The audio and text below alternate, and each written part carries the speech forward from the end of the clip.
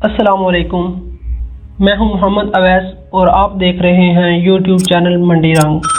دوستوں، حضور اکرم صلی اللہ علیہ وسلم کے دور میں کچھ عرب ایک یہودی عالم کے پاس گئے اور اس سے کہا کہ رسول اکرم صلی اللہ علیہ وسلم سے ایسا کون سا سوال کیا جائے کہ ان کے نبی ہونے کی حقیقت ہم پر واضح ہو جائے۔ اس کے جواب میں اس یہودی عالم نے رسول اکرم صلی اللہ علیہ وسلم سے 3 سوال پوچھنے کا کہا، جن میں سے ایک سوال یہ تھا کہ اصحاب کہف کون تھے۔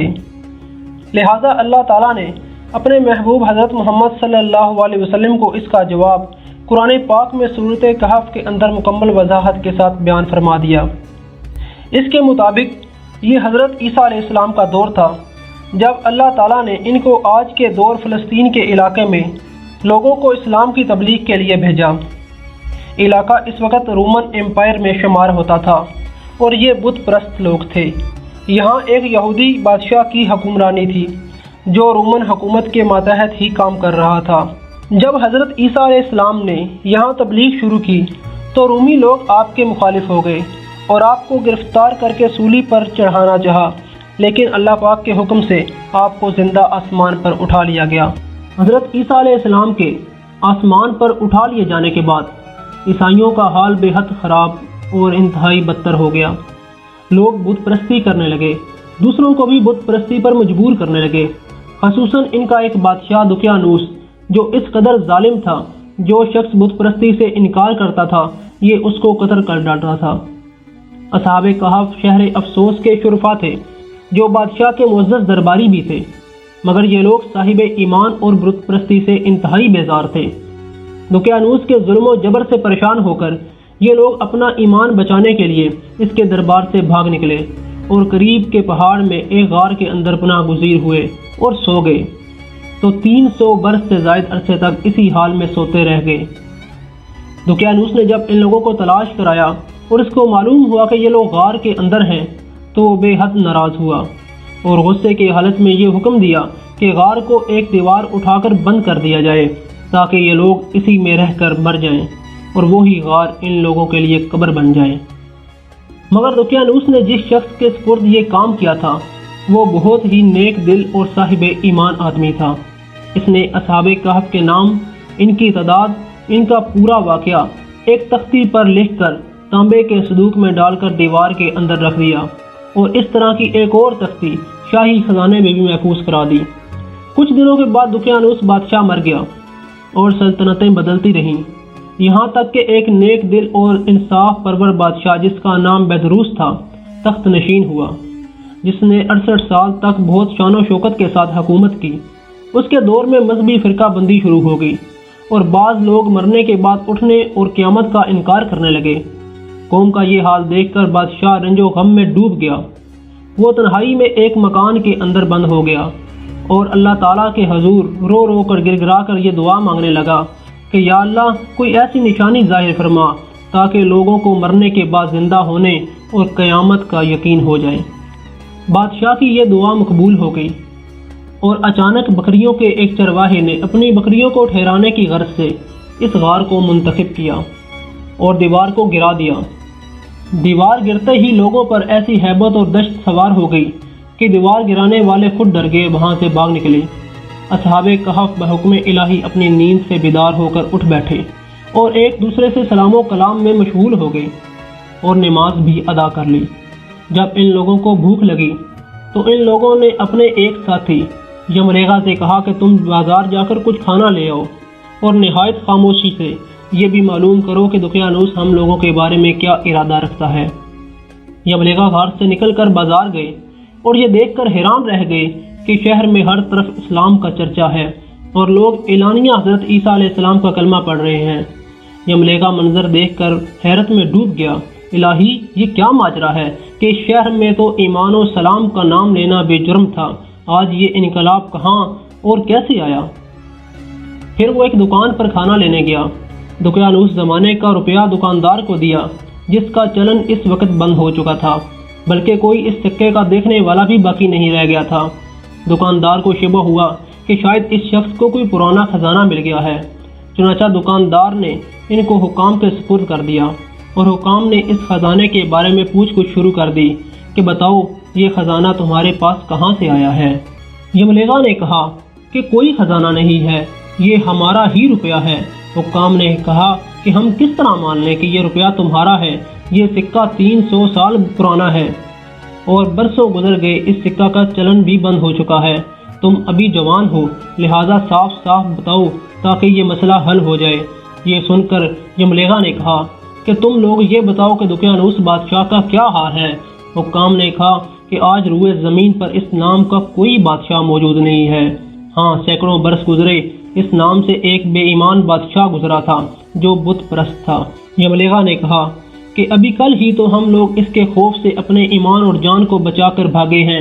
میرے ساتھی قریب ہی ایک غار میں موجود ہیں، تم میرے ساتھ چلو، میں تم کو ان سے ملا دوں گا۔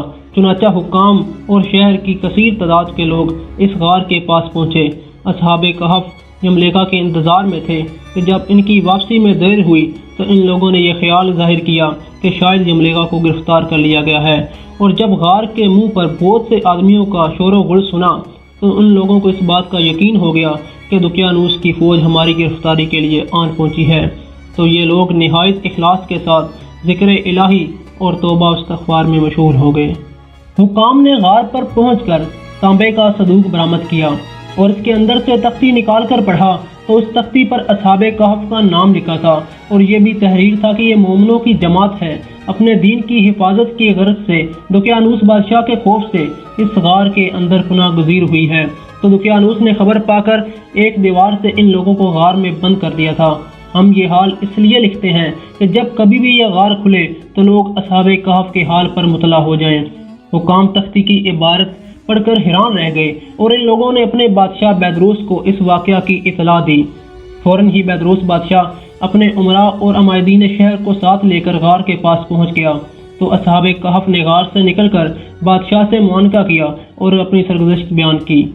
بیدروس بادشاہ سجدے میں گر کر اللہ تعالیٰ کا شکر ادا کرنے لگا کہ میری دعا قبول ہو گئی، اور اللہ تعالیٰ نے ایسی نشانی ظاہر کر دی کہ جس سے موت کے بعد زندہ ہو کر اٹھنے کا ہر شخص کو یقین ہو گیا۔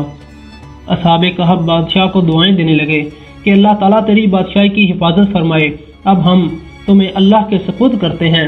پھر اصحاب کہف نے السلام علیکم کہا اور غار کے اندر چلے گئے اور سو گئے، اور اسی حالت میں اللہ تعالیٰ نے ان لوگوں کو وفات دے دی۔ بادشاہ بیدروس نے سال کی لکڑی کا صندوق بنوا کر اصحاب کہف کی مقدس لاشوں کو اس میں رکھوا دیا، اور اللہ تعالیٰ نے اصحاب کہف کا ایسا روب لوگوں کے دلوں میں پیدا کر دیا کہ کسی کی یہ مجال نہیں کہ غار کے منہ تک جا سکے۔ اس طرح اصحاب کہف کی لاشوں کی حفاظت کا اللہ تعالیٰ نے سامان کر دیا۔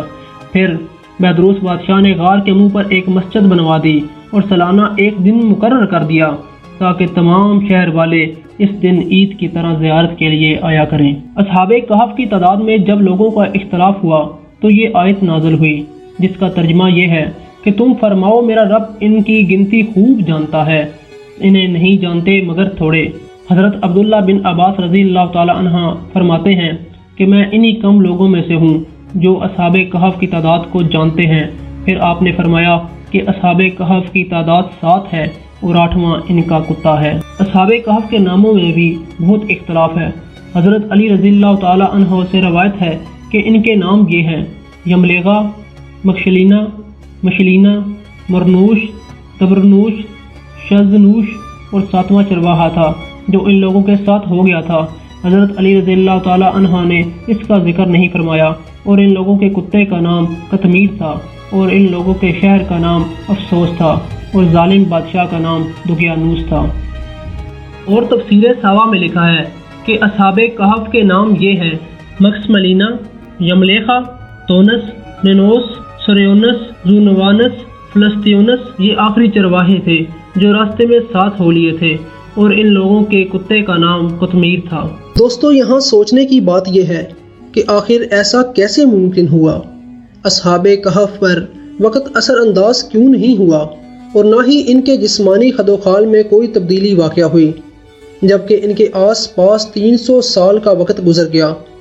سائنسی طور پر اگر اس کی وضاحت کریں، ایسا تب ممکن ہے جب تھیوری آف ریلیٹیوٹی کے مطابق اس غار میں جہاں اصحاب کہف موجود تھے، اس جگہ کا گریویٹیشنل فیلڈ غار سے باہر موجود جگہوں سے بالکل کم ہو گیا ہو، یا پھر تقریباً ختم ہو گیا ہو، لہٰذا ان کے لیے وقت رک گیا ہو، جبکہ ان کے آس پاس کا تمام وقت چلتا رہا۔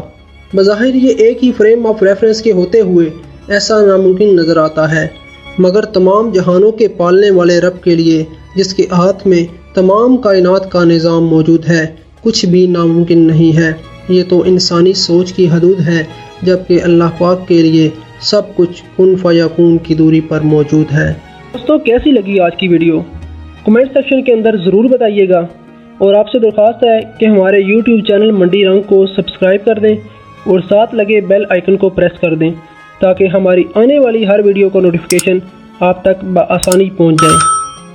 ملتے ہیں اگلی ویڈیو میں، تب تک کے لیے اجازت دیجیے۔ اللہ نگہبان۔